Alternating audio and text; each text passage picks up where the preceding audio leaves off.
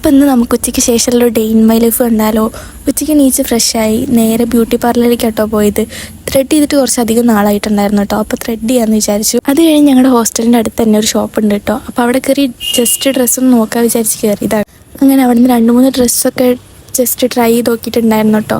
Actually അപ്പം എനിക്കൊന്നും ഇഷ്ടമായില്ലെങ്കിലും പിന്നെ ഈ ഫസ്റ്റ് വൺ എനിക്ക് ഇവിടെ വന്ന് നോക്കിയപ്പോൾ ഈ വീഡിയോ കണ്ടപ്പോൾ എനിക്ക് ആ ഡ്രസ്സ് കൊള്ളാമെന്ന് തോന്നിയിട്ടുണ്ടായിരുന്നു കേട്ടോ. അങ്ങനെ അത് കഴിഞ്ഞ് അവിടെ നിന്ന് നേരെ ടൈലർ ഷോപ്പിലോട്ടാണ് പോയത്. അതൊന്നും വീഡിയോ എടുക്കാൻ പറ്റില്ല.